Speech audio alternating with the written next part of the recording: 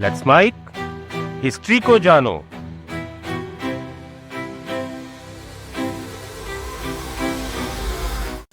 साल 1889 में Austria Hungary empire के कस्बे ब्रूनो एम इन में एक बच्चे का जन्म हुआ।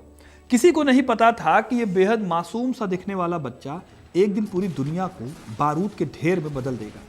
कोई नहीं जानता था कि यह शख्स इंसानियत के सबसे बड़े विलेन के तौर पर याद किया जाएगा। इस शख्स का नाम था हिटलर। अक्सर हम हिटलर को उसकी मूंछों, उसके कड़क भाषणों और उसके होलोकॉस्ट की भयावहता से जानते हैं। लेकिन क्या आप जानते हैं कि हिटलर के हिटलर बनने की शुरुआत कहीं और से नहीं बल्कि उसके अपने घर से हो गई थी। कहते हैं पूत के पांव पालने में दिखाई देने लगते हैं। यही हिटलर की कहानी भी है। आज मैं आपको बताने वाला हूं कि आखिर हिटलर का बचपन कैसा था, कैसे उसके स्कूल के दिन गुजरे थे, क्या हुआ था उसके बचपन में जो वो इस हद तक खतरनाक तानाशाह बन गया। तो ये पूरी कहानी जानने के लिए एंड तक बने रहिएगा, क्योंकि अपना इतिहास नहीं जानोगे तो खुद को कैसे पहचानोगे। दोस्तों, यूपीएससी आज भी इंडिया के सबसे टफ एग्जाम्स में से एक है। हर साल 10 लाख लोग इस एग्जाम के लिए अपीयर होते हैं या फॉर्म भरते हैं। अब यूपीएससी के लिए पढ़ते तो सब हैं, पर प्रीलिम्स वही निकालते हैं जो सही टाइम पर खुद को टेस्ट करते हैं। और सेल्फ टेस्टिंग का वो फॉर्मूला हमने एक्सपर्ट्स के साथ मिलकर महीनों की मेहनत के बाद तैयार किया है, वो भी सिर्फ आपके लिए। हिस्ट्री कनेक्ट की यूपीएससी टेस्ट सीरीज को हमने इसी पर्पस से डिजाइन किया है कि आपका प्रोकास्टिनेशन खत्म हो जाए, टाल मटोल वाली बातें ना रह जाएं। एक प्रॉपर टाइम बाउंड शेड्यूल के साथ आपको 15 टेस्ट मिलेंगे जो पूरे सिलेबस को कॉम्प्रिहेंसिव तरीके से कवर करेंगे। इसमें सिर्फ आंसर नहीं होंगे बल्कि इन डेप्थ एक्सप्लेनेशन मिलेगी आपको, जो आपको यूपीएससी माइंडसेट में ट्रेन करेगी। आपको पता है कि मैं अपने कंटेंट की क्वालिटी से कभी भी समझौता नहीं करता हूं और वही सीरियसनेस आपको इन टेस्ट पेपर्स में भी दिखेगी। अगर आप इस साल के प्रीलिम्स को लेकर सीरियस हैं और एग्जाम देना चाहते हैं तो इस टेस्ट सीरीज को मिस करना एक बड़ी गलती हो सकती है। लिंक आपको डिस्क्रिप्शन और पिन्ड कमेंट्स में मिल जाएगा, वहां जाकर टेस्ट सीरीज को ज्वाइन कीजिए और अभी तुरंत चेकआउट कीजिए। तो कहानी में आगे बढ़ते हैं। हिस्टोरियन इयान केरशॉ अपनी किताब हिटलर 1889 टू 1936 ह्यूब्रिस में बहुत गहराई से लिखते हैं कि हिटलर का बचपन आम बच्चों जैसा नहीं था। उसके पिता अलोइस हिटलर बहुत ही सख्त और डिसिप्लिन थे और तुनक मिजाजी किस्म के कस्टम ऑफिसर थे। अलोइस वो टिपिकल बाप थे जिनके घर में कदम रखते ही घर में सन्नाटा फैल जाता था। ऐसे माहौल में जब हिटलर पल रहा था तो आप सोच कर देखो कि उसके मन में क्या बीतती होगी। इंटरेस्टिंग बात यह है कि अलोइस खुद एक नाजायज औलाद थे और उनका हिटलर सरनेम काफी कंट्रोवर्शियल रहा है। यानी कि अडोल्फ हिटलर का सरनेम हिटलर भी अपने आप में किसी मिस्ट्री से कम नहीं है। दरअसल अलोइस का असली नाम अलोइस शिकल ग्रुबर था। उन्होंने काफी उम्र बीत जाने के बाद अपना नाम बदला, लेकिन इस नेम चेंज के पीछे छिपी मिस्ट्री और अपनी आइडेंटिटी खोने के डर ने हिटलर पर अच्छा खासा असर डाला। वर्नर मासेर बताते हैं कि अलोइस को हमेशा अपनी नाजायज संतान होने की पहचान का डर सताता था। इस वजह से और भी ज्यादा वो वायलेंट और स्ट्रिक्ट थे। सवाल उठता है कि कहीं इसी वजह से अनजाने में अलोइस की वैल्यूज हिटलर में भी तो नहीं ट्रांसफर हो गई। अगर हाँ, तो फिर हिटलर की माँ कहाँ थी? एडोल्फ की माँ का नाम क्लारा हिटलर था। वो अलोइस से उम्र में काफी छोटी थी और स्वभाव में बहुत ही सॉफ्ट और रिलीजियस महिला थी। वो अडोल्फ को दुनिया की सारी खुशियां देना चाहती थी, शायद इसलिए क्योंकि उन्होंने अपने पहले 3 बच्चों को अपनी आंखों के सामने मरते देखा था। गुस्ताव, ईडा और ऑटो, इन तीनों भाई बहनों की मौत ने क्लारा को काफी हद तक तोड़कर रख दिया था। एडोल्फ उनका चौथा बच्चा था जो जिंदा बच पाया था। ऐसे में क्लारा अपने इकलौते बेटे के लिए ओवर प्रोटेक्टिव हो गई। हिस्टोरियंस मानते हैं कि क्लारा का ये दम घोटू प्यार और अलोइस का बेहिसाब जुल्म, इन दो विरोधाभासों के बीच फंसा है एडोल्फ एक बहुत ही अजीब और खतरनाक किस्म की मेंटल कंडीशनिंग में बड़ा हो रहा था। सवाल उठता है कि क्या यह पॉसिबल है कि हिटलर का जो घमंड था उसने उसे जर्मनी में जिससे बाद में थोप दिया, वो असल में उसकी माँ के बेहिसाब लाड़ प्यार और पिता द्वारा किए गए अपमान के बीच पैदा हुआ एक डिफेंस मैकेनिज्म तो नहीं था। 1890 के दशक में जब हिटलर की फैमिली ऑस्ट्रिया के लिंच के पास रहने आई, तब एडोल्फ की उम्र महज 6 साल थी। ब्रिगिट हामन अपनी किताब हिटलर्स वियना में बताती हैं कि एडोल्फ बचपन में बहुत ही एक्टिव, इमेजिनरी और होनहार बच्चा था। उसे अपने दोस्तों के साथ जंगल में काऊ बॉय और इंडियन खेल खेलना पसंद था। इसमें वो हमेशा लीडर बनना चाहता था, लेकिन घर की 4 दीवारी के अंदर की कहानी बिल्कुल अलग और डरावनी थी। अलोइस हिटलर को एक आइडियल सरकारी ऑफिसर बनाना चाहते थे, जैसे वो एक ब्यूरोक्रेट थे ठीक वैसे ही। लेकिन हिटलर का मन विद्रोही था, उसे नियमों में बंधना पसंद नहीं था। यहीं से बाप और बेटे के बीच में टकराव शुरू हुआ, जिसने हिटलर की इमेज को भी कहीं ना कहीं शेप किया। कहते हैं अलोइस उसे छोटी छोटी बातों पर बेरहमी से मारते थे। हिटलर की छोटी बहन पाउला हिटलर ने अपने संस्मरणों में बताया था कि उनके पिता एडोल्फ को बेल्ट से और छड़ी से तब तक पीटते थे जब तक कि वो लड़का फर्श पर बेसुध होकर गिर न जाए। हिटलर ने खुद बाद में जेल के दौरान अपनी किताब में लिखा था कि उसने एक दिन कसम खा ली थी कि वो अब रोएगा नहीं, चाहे मार कितनी भी तेज क्यों ना हो। इन सब के बीच एक बहुत ही ट्रेजिक मोड़ ये आया कि उसके छोटे और चहेते भाई एडमंड की साल 1900 में मौत हो गई। इस मौत ने उसे अंदर तक झकझोर दिया। मशहूर इतिहासकार रॉबर्ट फेट बताते हैं कि इस घटना के बाद एडोल्फ की पर्सनैलिटी पूरी तरह से चेंज हो गई। वो स्कूल में पिछड़ने लगा, उसका स्वभाव चिड़चिड़ा और एकांत में रहने वाला हो गया। वो अक्सर स्कूल से भागकर घंटों अपने भाई की कब्र के पास बैठा रहता था। स्कूल के ऑफिशियल रिकॉर्ड्स दिखाते हैं कि एडोल्फ पढ़ाई में बहुत कमजोर और लापरवाह होता जा रहा था। लिंच के रियल शूले में उसके ग्रेड्स इतने खराब थे कि उसे एक ही क्लास को 2 बार रिपीट करने के लिए मजबूर होना पड़ा। उसे मैथ्स और साइंस से नफरत हो गई थी और हिस्ट्री और आर्ट ही वो सब्जेक्ट थे जिन्हें वो पढ़ता था। उसके हिस्ट्री टीचर थे लियोपोल्ड पोज, जो एक कट्टर जर्मन नेशनलिस्ट थे, जो ऑस्ट्रिया में भी जर्मन प्राइड की बातें करते थे। इनकी बातों का असर हिटलर पर भी खूब पड़ा।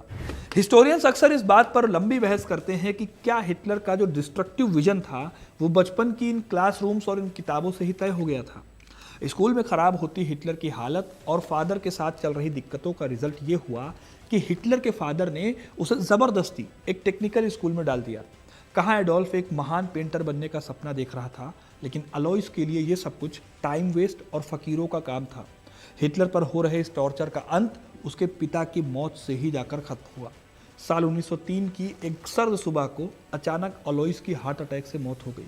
हिटलर सिर्फ 13 साल का था।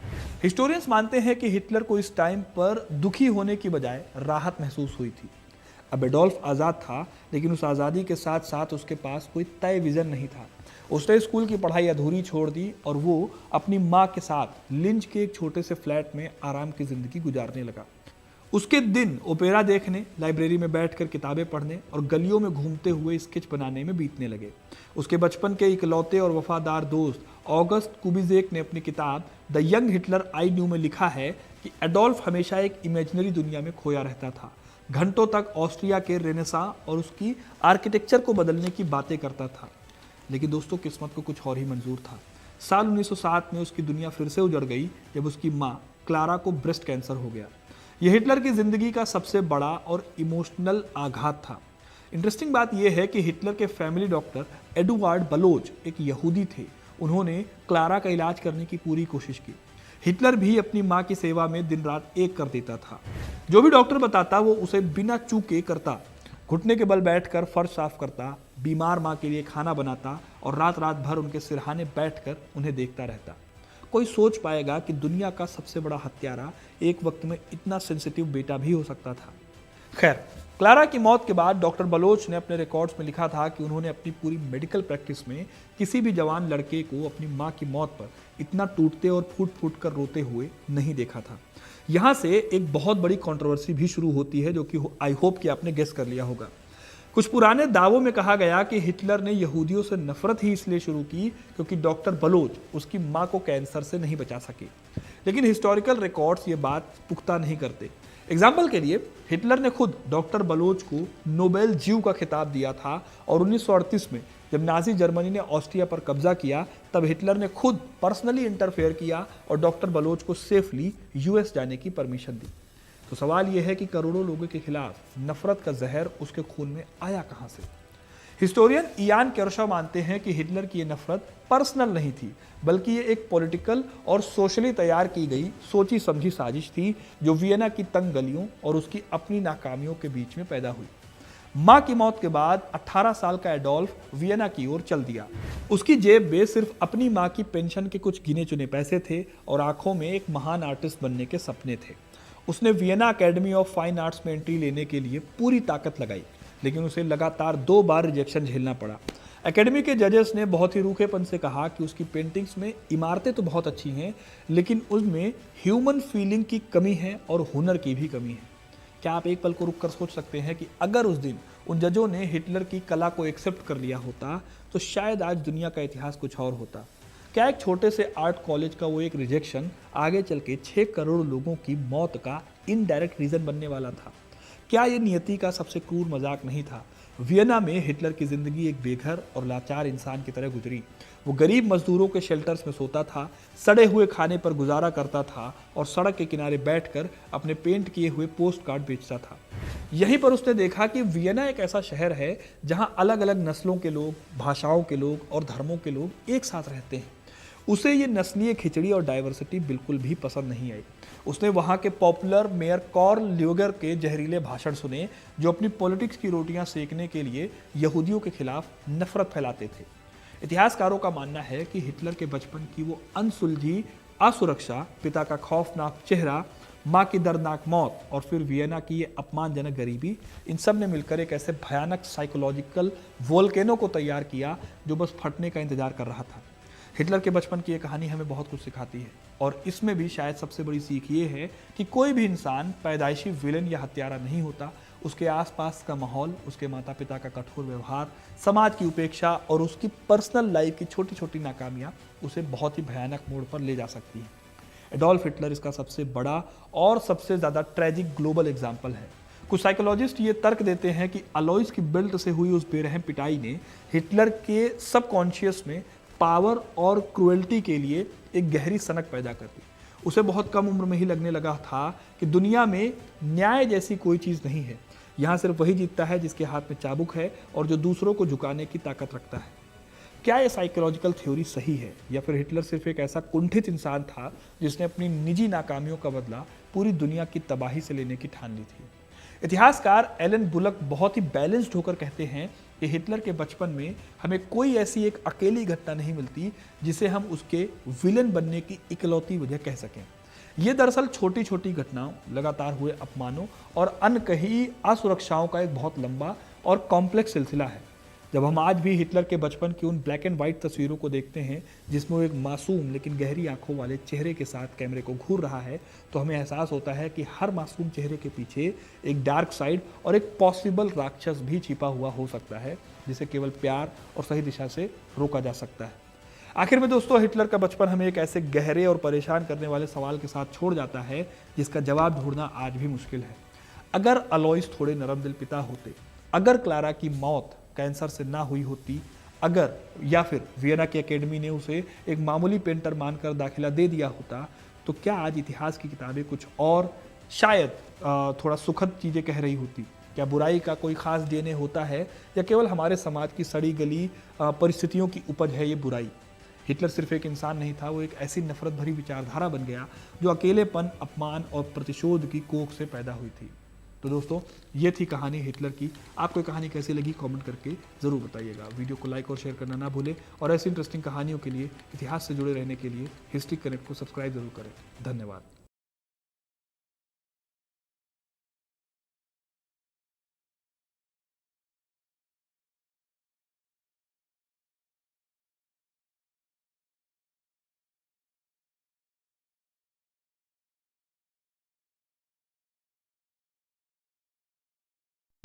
आप सुन रहे थे let's mind more than radio. Follow कीजिए हमें हमारे सोशल मीडिया प्लेटफॉर्म्स पर।